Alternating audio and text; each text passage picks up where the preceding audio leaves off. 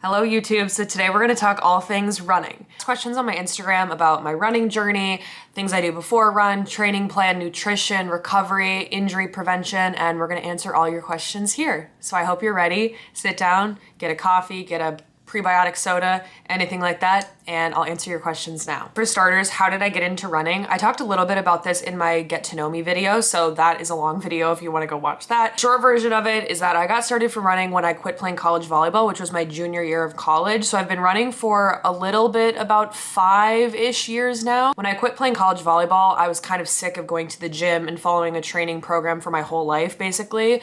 Athletic trainers, coaches, anyone always telling me what to do. I never would wake up and decide, I want to go on a bike ride today, or I want to go lift today, or I want to go on a run today. It was always programmed into my life, which was nice because I didn't have to think about it as an athlete. But when I quit playing college volleyball, I had this moment of like, what do I do with my body now? Like, I want to stay active. I want to find movement that I actually enjoy. I kind of fell out of love with the sport and fell out of love with lifting.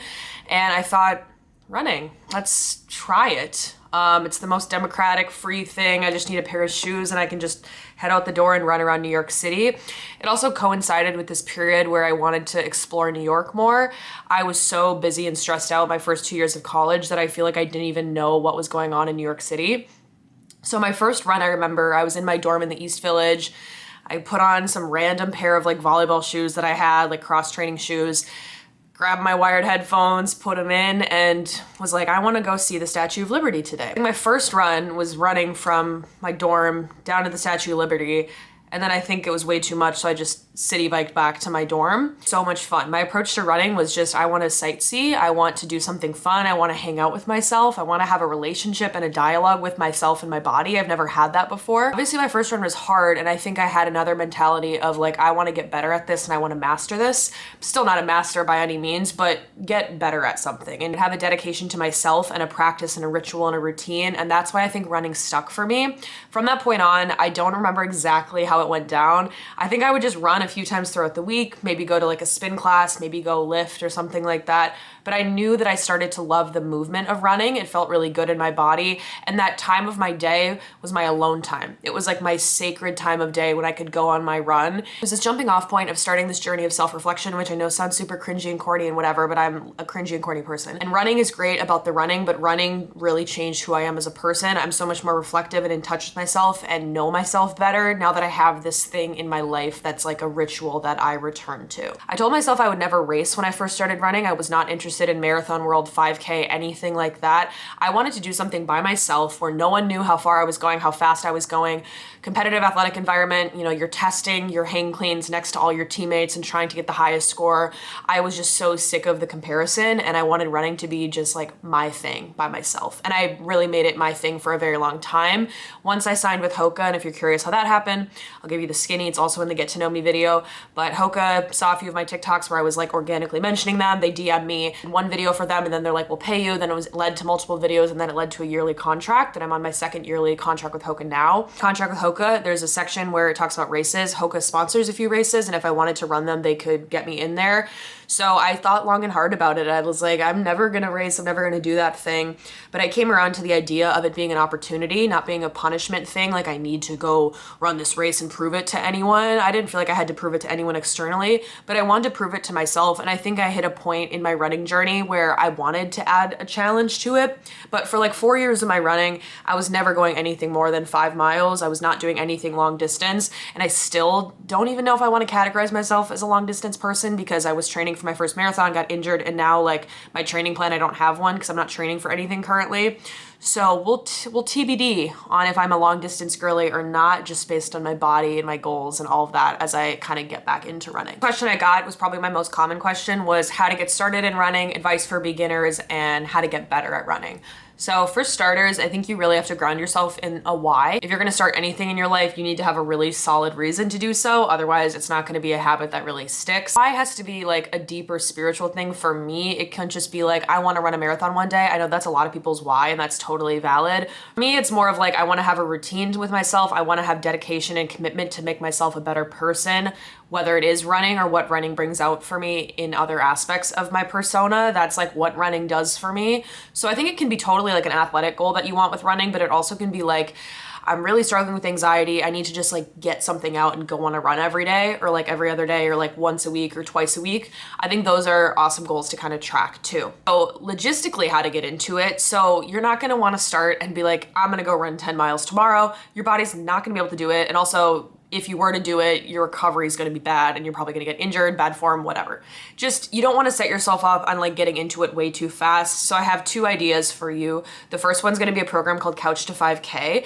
I've never personally done it, but I've heard raving reviews of it. It is a program that guides you to run your first 5K. You don't actually like have to run a 5K, but it gets you a really good gradual progression of going from walking to running and doing walking and running together in intervals that make sense. I think it's really hard to like sit here and be like, I don't know, like, do I just go run 2 miles and then like, do I run 3 more miles 2 days later? Like, what do I fucking do? So that's a really good program if you want like very strict guidelines. The next thing is there's an app called Nike Run Club that you can track your runs with. Another popular like running tracking app I'm sure people are aware of is called Strava. I've started to use Strava, but I used Nike Run Club for a very long time. Also, my Strava is private just for safety and privacy reasons, so don't request me. I will not add you back. Just I don't want people knowing where I live and the cadence of me running. I'm just scared as a girl living in New York City, as you can imagine.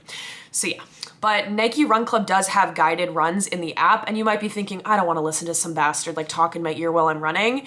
It's really helpful. Like when you first start running, it's hard. Like when I first started running, I had no endurance. I had no aerobic base of it being able to run for longer than a minute straight without stopping. And that's a skill that you have to build into. And I don't want people to think like I'm never going to be able to run a half marathon. Like hundreds and thousands of people have done that before and started at ground zero and made it there. You just have to give yourself time and support and doing it in the right way. Because I literally told myself I was never going to be a runner. Like I hated running for my whole life. I was an athlete. It was the worst thing ever. It was like punishment for a long time. And I feel like a lot of people relate to that. It's like, get on the line and go run a killer. It wasn't like, oh, I'm going to go run and be at a conversational pace and I'm going to enjoy this and I'm not going to like push myself to death. And so I think that's a shift in the running mentality that you have to get when you're first starting. It's like, it's going to be slow. It's going to be hard. You're going to have to stop. You're going to have to walk, like take breaks. I still do a lot of those things to this day.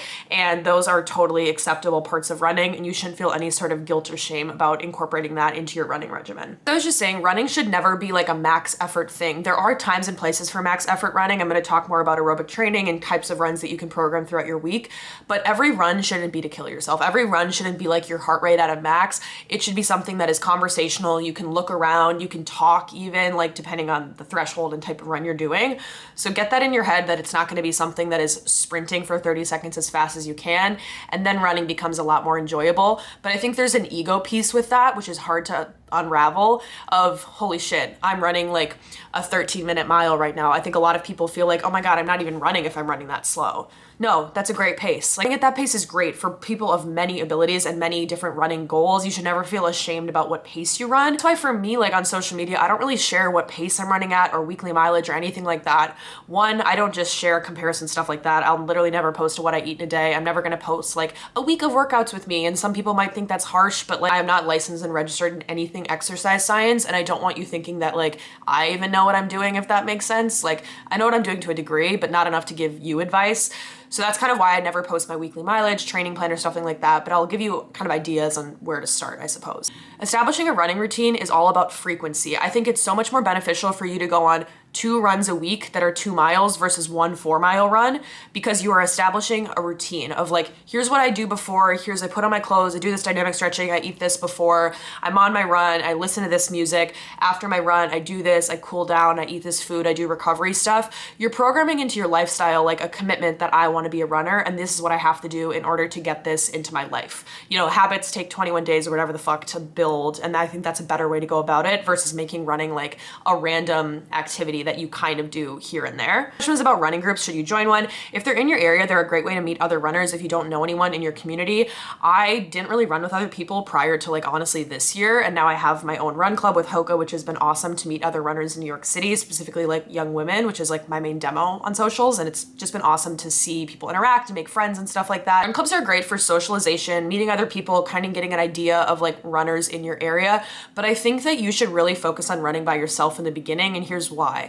You want to establish of like, what are you gonna do when the run gets hard? What are you gonna say to yourself? How are you gonna adapt if something feels off in your body? How are you gonna push through like a new mileage goal? How are you going to push through it when your body feels like it's tired. I think you have to do that all on your own in order for the running habit to stick. I think group runs are great to have in there, or maybe running with a friend if it's like a recovery run or something like that. But I don't think it should be the basis of your training to always run with other people. But that's just maybe more of a personal opinion of me. I've just found a lot of like joy of making running like my alone time. So it definitely can be a social thing too, but I think it's awesome to focus on your own goals when you're by yourself versus like doing that with other people. It's just going to be too many variables to like focus on like pace or distance or like a certain type of workout if you're with like 40 other people. So yeah, I think run clubs can be a great complement to your running schedule. So now I want to talk about aerobic base, heart rate, zone 2. Should you even worry about that stuff? For 4 years of my running life, I never had a watch. I wasn't fixated on heart rate. I didn't really know what that phrase like run slow to get fast even meant. I was just running for fun and I didn't have any sort of weekly mileage goals, training goals. Once I was like, I'm signing up for a race, I started to read and learn more about that and I think get more running information. I still am very much a beginner in the running world, so I don't know a lot of stuff. So I'll give you some like high level things that I think are important, but there's a lot of people on the internet that definitely know way more than I do. Aerobic base. So someone asked me like, I've never run longer than 6 miles. I never could do a half marathon or full marathon. You probably couldn't do it at this point. I probably wouldn't do it well right now. Like your survival instincts would like get in and you'd be able to do it. But for you to do it and accomplish those goals, you have to build up your aerobic base. So anaerobic workout is when you're doing like a HIIT workout and you're on really intense, you're pushing yourself max effort and then you're off. Aerobic workouts are like running, swimming, cycling, where your heart rate's at the same zone, you're doing a very consistent exercise and you're not taking any breaks. And so day one of running, you don't really have an aerobic base to begin off of. And that's why with marathon training, you see like huge training blocks that it takes like 16 weeks to get ready for a marathon, so your body can adapt over time and you're not putting too much stress on your body too fast. And so a lot of it is dependent on heart rate. I know some women say that they don't train on heart rate, they train on effort because heart rate for women is more variable than men with our hormones. So definitely like consider that in your training regimen too. But heart rate you can get on any sort of watch. I have a Garmin watch. You could get it on like an Apple Watch, a Fitbit, a Whoop. You could get a heart rate monitor, which will be the most accurate. You will have data in real time when you're running. I think if you hit a point in your running journey, I do think that getting a running watch is pretty valuable information to have data about yourself, because if you're running without data, you're kind of like shooting in the dark. And I mean, I was shooting in the dark for 4 years, but then as soon as I was like, I have a race that I'm signing up for, I kind of want to know, like, is my heart rate high? Is my heart rate low? Like, is this run actually easy or is it not? So easy runs are a lot of times based on effort or heart rate. A really easy test to know if your run is easy is that if you're able to hold a conversation. That's something you can do if you don't have a watch or a heart rate monitor or anything like that. The zone 2 training that you hear about is something where you can keep that conversation and your heart rate is low. There's going to be different heart rates for everyone. You can do calculators online to figure out like what your base heart rate is, what your max heart rate is. It's based on your age, weight, all that type of stuff, gender.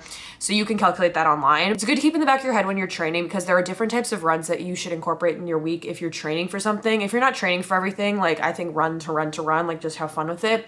But there are going to be like 4 different types of runs that I've implemented in running, and I'll get into them now. So one of them is going to be easy runs or recovery runs. This is when the heart rate's low, it's conversational, it's like an easy pace. They say that like add a few minutes to your time per mile versus like what your marathon pace is or something like that. The next one's going to be a speed workout. This is like going to the track, doing sprints, doing intervals, resting or jogging, and then going back, going at your max. This is like 80% of your run should be easy, 20% should be hard. The speed workout should be like intentionally hard, like you're pushing yourself for a short burst of time at your max.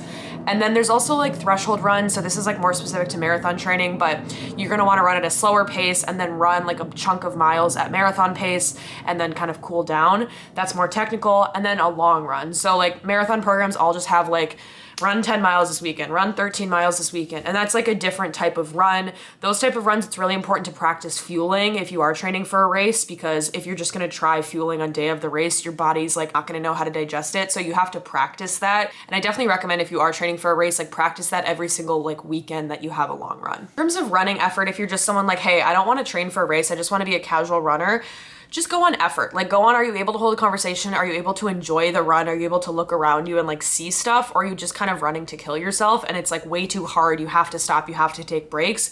Take a bit of your ego out of it and like slow down a little bit. It's hard the first few times, but once you get out of your head that like a certain pace means that you're a bad runner or not a runner at all, which like I've internalized for a very long time, you'll be so fine. Like you'll be so fine with running at a fun conversational pace. And that's when running becomes enjoyable, but like you have to slow down first. Someone that like, hey, I just want to get better at running. Maybe it's form, maybe it's faster, maybe it's like being able to run longer. I think you should pick a very specific goal. If it's not like training for a race, I want to get faster, so like all my minute splits are faster, or I want to run for longer distance of times. I think you can't really do those things at the same time. So you should focus on like longer distances or getting faster when you are training. The next section is about racing. So as I mentioned, I've run a half marathon. I was gonna run a full and then got injured, so I'm pulled out of it. Probably will run a marathon one day. I don't feel any sort of intense pressure to get back into it. I'm really easing off this injury with it right now, so I don't have any like future goals with running besides just getting stronger and feeling better in my body as a runner. If you're training for a marathon and you're like, what fucking training program do I take from the internet? Because there's a million. I don't really have a good answer for you. When I signed up for Big Sur, they gave me registration for like a run plan, and I just was like, okay, fuck it. I will just take this training plan because I don't have anything else. So that one, I don't really have any advice, but definitely comment if you do have good ones because maybe that can help people out. Someone also asked about like race day nerves. For me, when I was training for a half, I tried to make sure all of my long runs on the weekend were exactly what I was going to do on race day, eating the exact same thing for breakfast, doing the exact same warm up, journaling in bed. And I did that. I brought my journal with me to California when I ran in Santa Barbara, because then race day became less intimidating because I was practicing like I was going to play on the day of the race. And it just felt like I had a training run. It didn't feel like anything that was out of the normal because I was practicing how I was going to play. The next questions I got were about training plans. So recovery, injury prevention, weekly mileage, and how to navigate strength. Let's start with strength. So I think first take note of what your background is. For me, I had no background in anything aerobic. I had no aerobic base, as I talked about earlier. Like I played volleyball. It was all quick twitch muscle fiber stuff. It was box jumps, back squats, heavy lifting in a company to the sport. So when I got into running, I had nothing in terms of aerobic fitness. So I kind of took down my strength amount of days, and now I'm kind of back to lifting like 2 times throughout the week. This is going to be super individual for you. Once again, I'm not going to give you a lift plan, but I'm going to say you should be doing strength work. I think a lot of runners neglect this, and that's kind of where injuries come in. Another thing to think about is that running is a single-legged sport. So you should be doing a lot of exercises that are lunges or focusing on isolating like your left calf or your left glute or stuff like that, because you are on one leg, then you're on the next one. And I didn't really think about that when I first got into running. Another thing to consider is that running is doing the same motion on your feet, repeat motion, all the time, versus someone who's lifting. You can isolate like arms day, back day. Running, like you're beating up the same muscles. And so on those days when you do strength, make sure that you're doing stuff that is lower impact. Make sure you're not doing like something that's super aggressive, like pounding the pavement once again. So like Pilates, yoga is great, strength training is great. I think mobility work is awesome. And also make sure you're programming in rest days. A lot of social media creators or running creators don't even film their rest days because it's like there's no content. Like what are you gonna do on a rest day? Just like show myself stretching it in bed. Like I totally could do that, but I think a lot of people neglect like showing their rest days.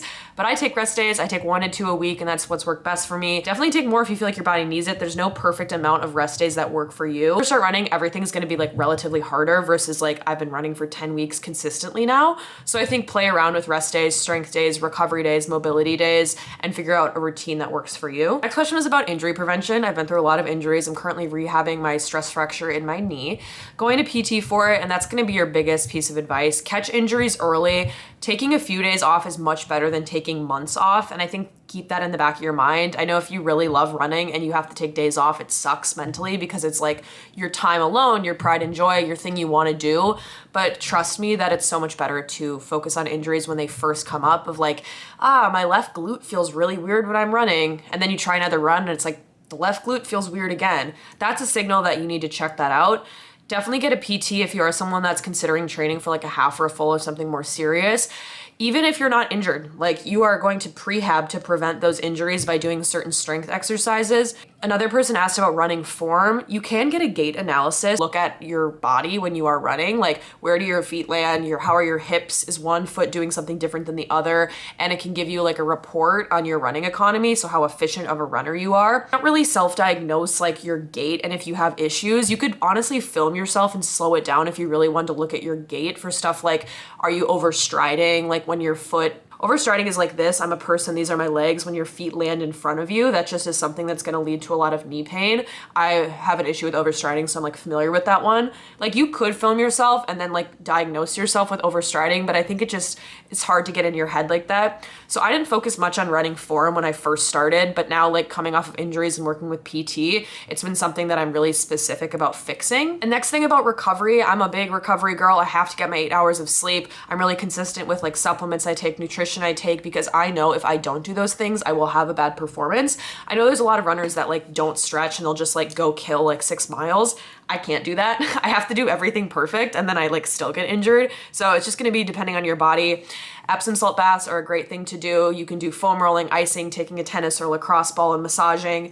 Hyperice massage guns, I love. They're a great investment, like a birthday gift for a runner or like a Christmas gift. I also have these like Hyperice Normatec recovery boots, which you guys know I love. They're very expensive. I sit in them like when I'm doing work throughout the day and they help speed up the recovery process. You also can go get massages. You can get acupuncture, dry needling. There's so many resources out there that could help you with recovery to make sure that your running is better. You become a better runner when you're not running oftentimes. It's what you're doing outside of the running that will improve your results over time. Then some personal questions, dynamic routine. I could film a dynamic stretching routine if people want that, of like what I do before and after. Just make sure you're not doing static stretching before a run. After a run, I'll normally just like dive on my foam roll on the ground, like maybe hold a plank or do some abs after my run. Food and supplements. As you guys know, I take AG1 in the morning. I will eat before I run. I can't do the fasted running thing. I've actually gotten blood work about that when I used to like not eat before running, spike my cortisol, really bad for my hormones. It's something that I no longer practice. I have to eat before I run and I have to eat after I run. I try to prioritize protein intake after a run, getting like 25 grams of protein in whatever meal I'm consuming.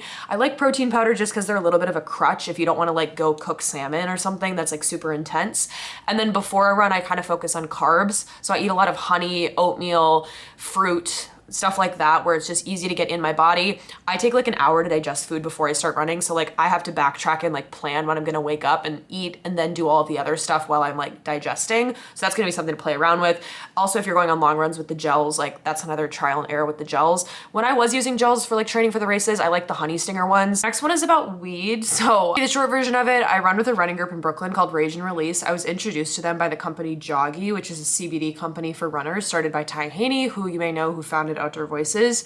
I've known Ty for a long time. I used to work at the store and have got to know her more personally in the past few years. So she came to New York hosting a run with Joggy and this group Rage and Release. I'd never heard of Rage and Release because I wasn't like really involved in running groups. Going to the Rage and Release weekly runs, and I noticed everyone was smoking weed before the runs because it's a cannabis running group. I was like, oh, I don't know if that's for me. Like I've never really smoked weed in my life. I've never really drank. I've just been pretty straight edge and me. Like I didn't need it to do any of that stuff. I don't know. So it was the last run of the year and I just decided like, fuck it, I'm gonna smoke and like see what happens. I'm with a group. I feel safe. I'm not going to like trip and get hit by a car. There's like a bunch of people around me. And I did it and I felt so good in my body. I started to consistently do that as I was training for my full marathon. Injured, so I took a little bit of a step back with my training. But now I'm back running and I really like taking edibles and smoking weed before my run. I'm someone where I get really in my head with running. Now that I have a watch, I'm like checking it, like, what's my heart rate? How's my cadence? Is someone looking at me? Do I need to put my spandex down? Like, what's going on? Like, oh my gosh. And I can't get out of my head sometimes when I'm running. And weed has really slowed down those thoughts and just allowed me to get into my body and have like a mind-muscle connection that I've never really had before. I've been doing it for months, so it's not me just saying it on a whim that it changed a lot. I know that I can isolate it to weed, to like the cause and effect of what I'm feeling when I'm running now. So this is not medical advice or like advice saying like you need to do it, but I do it and I'm very open about it. There's a lot of stigmas about cannabis specifically for Black athletes, and I think it's really important for all people that are using it to like openly talk about it, because like I know that my audience is a lot of like young girls and they might not really get why people smoke weed and think that it's like bad or dirty or something like that because there's stigmas around it. And so I feel like with me talking about it with my platform, it breaks down those stigmas because I'm like a relatable person to people that they can like believe information from if you follow me. Like it's a part of my life. I'm talking about it. Weed is legal in New York. And it's really interesting for me because cannabis has been prescribed medically for chronic pain relief. And there's like a lot of studies and linkages about that. But whenever I post about it, I've gotten a few comments about like, that is so unhealthy for you to promote weed. But I bet if I was going out in New York City and I posted a photo of me holding a martini, no one would bat an eye. And it's really strange how we isolate like weed and alcohol to different things. And alcohol for me has a lot of negative effects, especially in America, and the reliance on alcohol in young culture, like in college culture and like going out culture for young people. And we kind of treat weed as something that's just awful and gross and dangerous. It has this aura around it. So I'm really passionate about like criminalizing weed, like getting people out of prison, like mass incarceration for weed, particularly Black men. And yeah, I'm open to answer questions about it, I guess. When asked like hokas that I wear, I've tried a lot of hokas as like a part of working with them. I've been able to try a lot of models. What works for me is not going to work for you. Hoka has a shoe finder quiz on their site, so it'll pair you with a model based on your needs and interest and any sort of running particularities that you might need to get addressed. Also, go to a running store. People are paid to like analyze gait and can give you a good analysis of shoes that would be best for you. So I'm not saying you have to get Hokas, like please find a running shoe that works for you. Hoka was the brand that I first started running in. I worked at Outdoor Voices, I put them on, I love them, and I haven't changed since, and that's kind of like why it works for me. I wear in my rotation, my Rincon 3s are like a speed shoe for me. I really like those for my track workouts when I was training for a full. My everyday runner has kind of alternated between like the Bondi, the Gaviota, the Arahi, or the Clifton, and the reason that there's like 4 shoes there is because 2 of those are for people that are pronated. I recently found out I was pronated, and so I wanted to try out the stability shoes by Hoka. Pronation is when your arches collapse when you're running like this. The shoe has different like grounding in it, different cushion and support to kind of correct that. I've also been going to PT to like correct that part of like my running gait, if that makes sense, but the shoe also helps a little bit. It's like a band-aid, but the root of the problem would be like going to PT and figuring that out. So if you're someone that is pronated, the Clifton is a really popular Hoka shoe. It's a great everyday runner. You also can like train for races in it. It's a lighter shoe than the Bondi. The Bondi is going to have max cushion. It's going to be super plush. It's going to have the most support in the shoe. If you're someone that's pronated and you want a lightweight shoe, the Clifton is kind of like the Arahi, and then the Bondi is kind of like the Gaviota, which I'm just saying in like Hoka terms. If you're like really deep in the Hoka lore, like you'll know what I'm talking about. But a lot of people don't know about the Arahis and Gaviotas, and those are like for people that are specifically dealing with pronation or any sort of like stability shoe. So those are my shoe. Obviously I've tried a bunch of other Hokas, and there's like a ton of cool ones like the Carbon X, the Rocket 2 I've not tried. There's like the Speed Goat for trail. This question I got is running essentials. So what would I buy? What wouldn't I buy? I've never made the jump to buy like a running backpack or a belt or anything like that. Even when I was training for races, I would just do pockets for gels and fuel. I never bought a water bottle. I know there are handheld ones, but I would just make my routes in the city to where I knew there would be drinking fountains in public parks, or I would literally just run into a bodega and like buy a coconut water or something. My running essentials, I would say definitely shoes. Apparel, the brands that I go to are Hoka, Outdoor Voices, Girlfriend Collective, LSKD, which is an Australian brand. It's called Loose Kid. District Vision I really like, and I have a few things from Mad Happy as well. I tried Set Active, I just don't have a lot of their stuff. Most of my stuff is Outdoor Voices because I worked at the store and like you had to wear OV, so we would get to wear OV and like you get discount on stuff. So I've just accumulated a lot of that. I wear a Garmin. I wear the Garmin Forerunner 265S. It's their newest model, and the S stands for small, which I didn't know. It just is like a little bit smaller of a wristband and a display, which I like. I don't like when a watch is super big. I'm exclusively working with Garmin. You probably haven't seen me wearing my Whoop, which I did have for a period of time. The headphones that I wear are the Jabra Active Elite 7. I've never worn AirPods, never in my life. I have like the corded Apple headphones, but I never even tried those out. The Jabra ones I love. They're like sweat and water resistance. They have a great battery life. I've never had an issue with them. And then I just have like over the head big headphones called Sony WH-1000XM4. I know that model because I get asked that question a lot. I used to run in them, and then I realized that I was sweating on them and kind of fucking them up, so I don't do that anymore. Other essentials like foam roller. I love the Hyperice recovery tools. Yeah, I think getting a watch is a great investment once you hit a certain point in your running and you like want to be able to not like check your phone for tracking it, and having the heart rate data available is super convenient as well. The Garmin can track all of your data into Strava directly, and that's another like benefit of having the watch. So a question I get asked a lot, which I'll just talk about, is what do I do with my phone when I'm running? I just hold it. I run like this. I found it to be natural. I've always done it that way. I've tried doing the weird arm belts. They don't work for me. And I often take content when I'm running, so it's just like, easy for the 0.5s, you know what I mean? I want to ask for my personal goals. So as I'm not training for a race, I don't really have any goals of like, I want to run a marathon, I want a PR, I don't have any of that stuff top of mind coming off of an injury. So right now it's really correcting my form and focusing on this period of kind of this like slow growth. I have no rush to return to like marathon training or like super intense workouts right now. I'm really focusing on making sure my form is right when I'm running, going to PT and taking what I'm learning and implementing it in. So I know that I'm not going to get future injuries because I'm correcting all the things that were like my inefficiencies in my running form. Getting stronger is a thing. I still don't feel like I'm at my peak with running yet. I still think there's a lot of growth for me, and my PT agrees that I'm really new to running still, and it's kind of exciting that like I don't know what type of runner I could be yet. So it's focusing on strength, focusing on staying healthy. Those are like my goals right now. The last question is how to not compare yourself to others, get out of the athlete mindset. I talked a little bit about athlete mindset. I think for me, running is so individual where I'm not comparing it to anyone else, but I know comparison culture is inevitable with social media, with Strava, with running influencers. And that's why for me, just as like an ethos, I don't really share my mileage, my pace, stuff like that, because one, I'm not registered in anything, as I said before, but I just think it can breed this unhealthy comparison. People in the same lifestyle protocol, like diet, nutrition, running schedule, their bodies are not going to react the same way. And that's why I don't think it's beneficial to like share mine. And that's what I think you can take with you in training.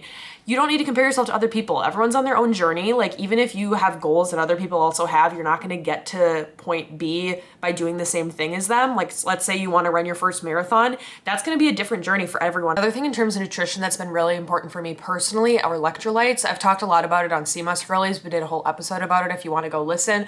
But essentially a lot of runners are not getting the proper electrolyte balance in their body if you're only drinking water. You can go out and buy electrolytes. I like the brand Element. I have a little link in my bio if you want to try them out. I've started working with them. There's a ton on the market. A lot of them use a lot of sugar. Element doesn't use sugar, which I like about the product. You also can get trace mineral drops. You can do Celtic sea salt. You can do coconut water. There's a lot of more holistic ways to get electrolytes, but I take it pretty seriously. Like an incident last year where I was hospitalized, I thought it was appendicitis. It turns out I was just extremely dehydrated from running because you're pouring out so much sweat in your body where you're losing sodium, and that's why you need the electrolytes to reestablish your electrolyte balance. The other thing about weekly mileage is you never want to increase your weekly mileage by more than 10%. That will lead to injuries and overtraining. Your body can't adapt to the additional stress on your body. So if you're running like 10 miles a week and you want to run 40 miles a week, you really have to think about how slow that's going to take to get there. And that's why a lot of marathon programs are like 10 weeks and 16 weeks because it takes time for your body to adjust and build that up. The other thing about running is that not all runs are going to feel good, which I know sounds really discouraging, but I take that to be positive. Like I take an optimistic spin on that. So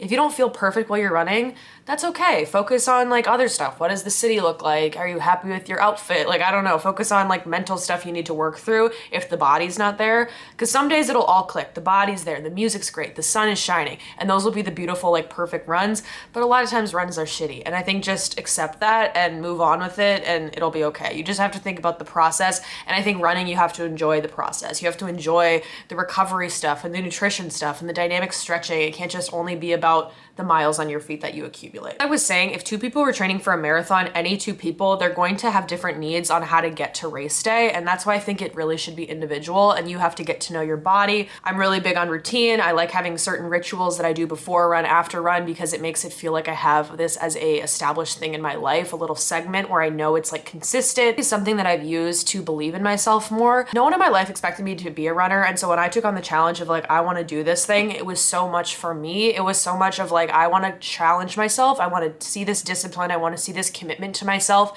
and see if I can improve. And running has helped with like mental stuff way more than the physical stuff. It's helped me just like have my alone time, have a dialogue with myself. I'm such a hippie woohoo journaling bitch because I run, which I've been so grateful for in my running journey. An important thing to remember is that running is you versus you. The only person that you're competing against is who you were yesterday. And that's why I think every day is an opportunity to show up and get better. You know, today could be hypothetically the best run of your life and you don't know until you're going to get out there, which I think is a beautiful thing. Last thing I have is that I think by default, a lot of us are way too hard on ourselves. And so I think running should be fun. I think most people default to being critical and being negative and like, I'm not running fast enough. Oh my God, I'm not running far enough. I'm never going to do this. I'm not a runner. I think that's the self-talk that most people have. And I want you to have better self-talk. I want running to be complimenting with you, treating yourself better, talking kindly to yourself, visioning who you want to be in the future and starting to show up as her, because that's what I've found from these past 4 or 5 years from running. And it's made the biggest improvement in my overall life. You've run for a minute straight, whether you've run a marathon, you're a runner, and own that, adopt it, and start believing in yourself. I believe in you too. So I hope you guys enjoyed this video. It was very fun to do, and I'll see you in the next video. Bye.